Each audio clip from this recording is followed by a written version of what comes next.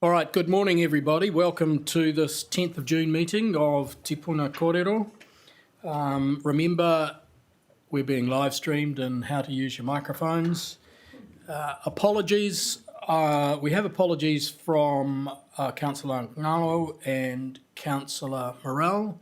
I'll move those and thank you, seconded by Councillor Sayuli. All those in favour? Those against, carried. We've had no requests to speak in public forum. Are there any conflict of interest declarations? No. That being, we'll move on to notification of extraordinary business. Again, there are no items of extraordinary business. So now, confirmation of minutes of the Te Puna Kōrero meeting of the 3rd of June. Now, I'm going to remember this is long-term plan minutes, so I'll move them to get them on the table. Do I have a seconder? Yeah, Councillor Trillin. Are there any corrections? I'm moving them as a true and correct record. Everyone's read them, I assume. Yep, a good set of minutes. So there being no comment, I'll now move that those minutes be accepted. All those in favour? Those against? Carried. So that brings us to the reports. 6.1, the proposed district plan, urban intensification, variation and update. Now I'm going to take this as read. We have talked about this previously outside this group, but Nick, I'll ask Nick first. Oh, sorry, I'm going to move it to get it on the table, seconded by Mayor Baker. One day I'll wake up. Nick, do you want to talk to this? I am taking it as read, but just I think we need to be clear about what it is we're approving here. Thank you, Chair, and through you. Just to summarise, what we're asking for you here is to implement the variation to the proposed district plan to implement the National Policy Statement on Urban Development, which means intensification around our high transit areas. It's also looking at withdrawing, taking out any parking requirements in the current district plan, and it's seeking approval for you to delegate authority to commissioners to approve the outcomes of the variation. So I think that's a summary of the key points in this paper that we're requesting, and as the Chair has pointed out, we've taken you through some of the details of that. Thank you. Thanks, Nick. Do councillors have any questions on this, what we're being asked? Yes, Councillor Duncan. Yeah, look, page 18, 19 and 20, I've got a couple of questions. Page 18, with what Nick just referred to, recommending the IHP be given powers to make decisions, is that common practice? Stuart. Kia ora koutou. Yes, it is. And councils do get themselves on the spot of bother if they go against recommendations, because we then have to defend those decisions. So it is quite common practice. Good sense. Page 19, the variation, page 19, item 12. The variation will primarily affect the general residential and medium density residential zones, although it will have implications for commercial zones. In what way with the commercial zones? So there's a general requirement under the National Policy Statement to enable residential activities in all areas. So particularly those commercial zones that are within a walkable catchment of train stations as well. So it only actually involves some quite minor tweaks to the proposed district plan. So we already do enable residential activities in those zones, but it's actually just allowing more of it. So greater flexibility, if you like. And the final one was page 20, item 17. It finishes with, and provide feedback to the IHP where necessary. Would feedback be provided to councillors at the same time? Yes, absolutely. Yep. So that would be part of our standard reporting to council, that we would workshop that with you and sort of give you a clear understanding about what that means. Thanks. Mayor Baker? It's not, excuse me, it's not actually my comment. It's coming from Councillor Morrell, and it is a comment, so please, sorry. I'll allow it. The one, he's in bed and his voice is gone. The one thing that really concerns Ewan is the proposed rules and parking requirements on new subdivisions around the high-density areas and transport centres as a blanket across the suburbs. In his view, it's a mistake.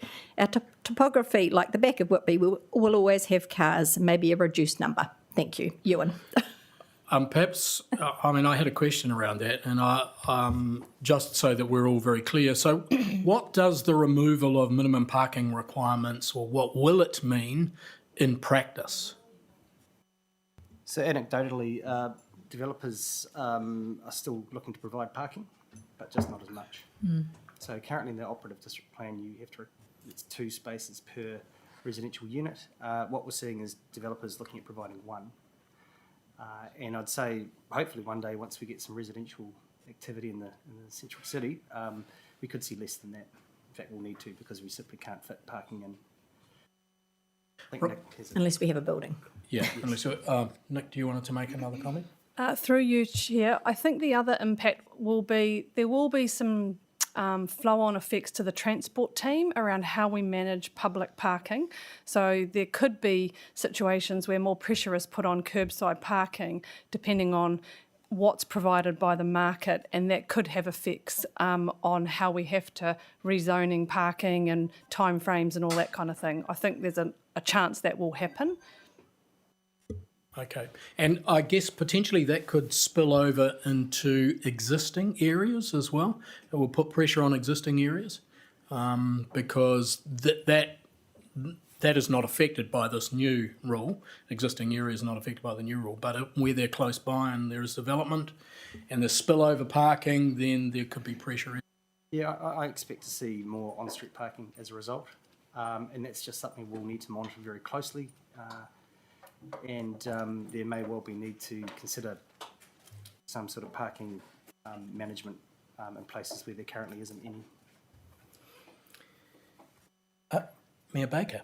My comment on that is most of these transport hubs have our car parks around them for our reserves. So at Whitby, obviously, we have Adventure Park, Ngāti Tai Domain. So I think we're going to have our parks used more often, which is a good thing because they sit empty most of the time. So I actually don't have an issue with this. Any other comments anyone would like to make? Yes, Councillor Hayward. Thank you, Mr. Chair. Kia ora, thank you for the report. I want to just focus on paragraph 9 on page 19. Can you expand on, it says here, the PDP largely anticipated the NPSUD and is broadly aligned in terms of enabling urban growth through increasing housing density and variety. Can you expand on how the PDP had already anticipated the national policy statement? Sure. So through our medium density residential zones in particular, so that allows up to 3 stories through quite major chunks of the city right now, or once it becomes operative. So in terms of hypothetical housing capacity, it's already many times greater than what we're probably going to see over the next 30 years. So we have a target of about 11,000 houses over the next 30 years. The PDP right now provides for that. So all the NPSUD does is really takes it even further. So the the PDP actually is very much anticipated the NPSUD, and we already have enough enablement for the housing that we're likely to see. So yeah, it's one of these things where the government wants to do whatever it can, pull whatever levers it has in order to get councils to enable more housing. So we've already largely met it through the PDP. And to be fair, or it'd be fair to say that this is part of a suite of measures being brought in by government around mode shift and climate change and those sorts of things. And this is just part of that, this increased intensification. Any other comments by councillors? No? If not, thank you for the report. That's a logical way forward, I think. And I'll now put the motion. All those in favour? Those against? Carried. Thank you. That moves us to 6.2, the Land Transport Rule, setting of speed limits 2021, our submission.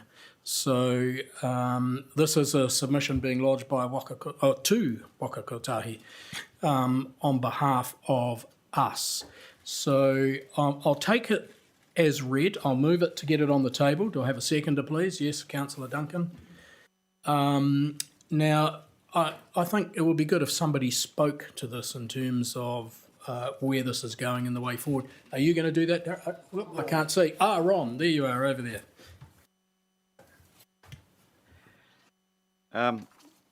Through the chair, good morning. Look, I'll probably just try to highlight maybe a couple of key issues that probably aren't necessarily in the report as such. The key things are, like, basically there's going to be a whole lot of existing speed limits that are in the current bylaws. They will be revoked. So the bylaw process will be gone. They'll go into a register. Once they're in a register, that will be the one source of the truth for speed limits. There's a regional speed limit management plan that's going to be developed across the whole region. There's a separate state highway plan that's going to be developed. And then essentially every 3 years the plan will be updated. And if we're doing any speed limit changes, then we have to give effect to that plan. If we want to do anything different, we have to explain why. There's an interim period between 21 and 22, how we can get the changes made. The key issues that we had in the submission were basically outside schools. What has been promoted is that we either change the speed limit to a permanent speed limit, with a permanent sign, or we do a variable speed limit, with the electronic signs. There's costs associated with that, but some schools, for example, are down cul-de-sacs, so is that really necessary? Can we actually do it by other means? And another key point is funding. Like, we're required to do 40% of schools by, I think it's the end of 24, and then the remainder by 29. So what we would also like is certainty of funding, otherwise those costs are going to essentially fall on council. And the other key point is that our submission, or the draft submission that we've written, aligns with the one that's coming from the RTC as well. Yes, I'll open it for questions. Mayor Baker and then Councillor Hayward. It's not too much of a question. I think it's more of a comment. Obviously, Do it again. Yes, no, this one's from me and you sitting in these meetings listening to all this. Yes. And it is around funding. We have had our funding cut already, obviously. And so it's making sure that we push for extra funding, because this is another thing they are putting on councils. And as Ron said, the cul-de-sacs don't need to be done the same way. We have Papakowhai that has the blue lines that works just as well. So I think unless they up our funding and cover it 100%, I won't be very impressed with what they're doing. The reduction that we have does not give us the budget to push these things out. So I'm pleased that we are pushing the funding. Thank you. Thank you, Mayor Baker. I just note that in the Regional Transport Committee yesterday, that point about reduced funding was that the pushback was it's actually not reduced funding, it's a decrease in the increase of funding. So that wasn't our fault, though, that they got the funding wrong in the first place. So, yeah. Okay. Councillor Hayward. And then Councillor Weehapi. Good, Mr. Chair.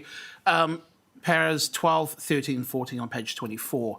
I concede that the points raised in para 14 regarding to our submission seem reasonable to put forward to as part of a submission. I'm trying to understand, for me, I read para 12 and note in there that it says that the contents of the draft submission from Hutt City, Upper Hutt City and Wellington City do not have any notable different points, and yet we're being asked to as a recommendation to establish a separate submission. Can I ask, was there a pathway for us to have worked with the other councils on their joint submission? Noting that it says here that the contents of their draft had no notable, did not have any notable different points. Through the chair. So council officers met at the TAG meeting, and so on behalf of our councils, we've actually put forward different viewpoints, and they were collated, and then that formed essentially the joint submission, and then there's the separate, submission from councils. That's how it was done. Councillor Hayward. Just to clarify, so in addition to the joint submission that's been noted here in para 12, each of those councils are doing their own submission as an additional submission. Correct. As is the Road Transport Committee. Yep. Yep. Councillor Weehapi. Thank you. Just in regards to the submission, and you're talking about the funding 40% up to 2024 and then 2029, difference of 5 years. So how do you determine which schools would be up first for consultation?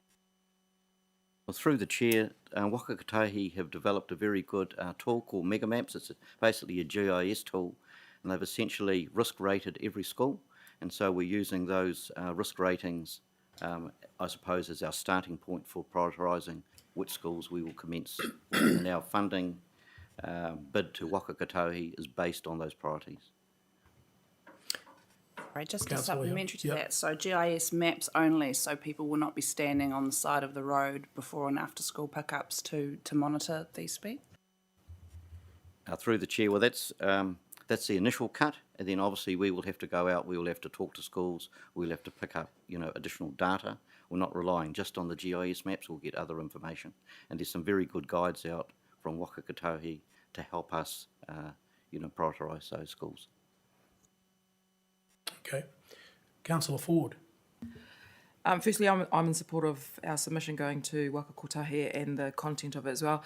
Further to Councillor Weehapi's question, so where there have been hits, I know in Cannons Creek we've had a death with a child. It's been too long since that happened for this to actually happen. We've had hits up in just near Tairangi and near misses as well with our children. How would they come into the consideration in terms of prioritising those areas? Through the chair, definitely, and one of the key things we'll be doing is we'll be engaging with schools to, get information from them as well in those communities. We would have that documented though, I'd imagine, that data, the death in Cannons Creek, the hit in Tairangi recently. If it's made into the crash analysis system from Waka Kotahi, and we've got access to that, and that GIS system, that risk rating is updated and that takes that into account. Are there any other questions by Councillor Hayward? Thank you, Mr. Chair. Just one quick, could councillors receive a copy of the schools in Porirua that are listed under this risk assessment register, so we can get a full picture of the Porirua-wide situation for our schools? Yes. Thank you. Can I ask a question? What's, just maybe an ignorant question, what's the current speed limit past schools? As a driver, I should know that. Well, in the urban area, most schools it will be 50 kilometres an hour. Right. I'm not sure whether we have any rural schools. So that means that as a result of this, over time, all schools, except maybe if we get exceptions around cul-de-sacs, etc., will be signposted as either 30 or 40 kilometres an hour, right? Yeah, through the chair, yes. And just to explain why, is what happens is the reason they would like the speed limit or operating speed to go down to 30 kilometres an hour. If a child gets hit at that speed, their survivability increases exponentially. Yep, understood. Anyone? Councillor Duncan, sorry, I missed you, Mike. No, that's fine. Patanui would be a rural school, wouldn't it? Yep. Well, that wasn't my question. It's a 50 kilometre an hour area. But look, in option 2, I support option 2. I think it's great. But 14C puzzled me. Waka Kotahi are on a separate speed register. I understood from the reading of this that it was one register anyway. No, National Highways, is that 2? Yeah. Okay. Ron, perhaps you want to... There's one register, but there's 2 different plans. There's the Regional Speed Management Plan and the State Highway Speed Management Plan. And we and the TAG via the RTC have submitted that really there should just be one source of the truth. Yeah. Noted. Councillor Sayuli. Thank you. Just a question regarding criteria, like what Councillor Ford and Councillor Weehapi were talking about, Ron. Is there actual criteria which, how that's going to be developed, or that hasn't been developed yet? Through the chair, yes, there has been. There's some really good guides, and I'm quite happy If you would like, I could share you, give you the links to that so you can actually see what's actually looked at, but there's always that local input, those local variations as well. Okay, there being no further discussion, I'll put the motion. All those in favour? Those against? Carried. Thank you very much, councillors. That's the close of this meeting. I'm now going to move that we go to public excluded. Do I have a seconder, please? Yeah, Councillor Waddle. All those in favour? Those against?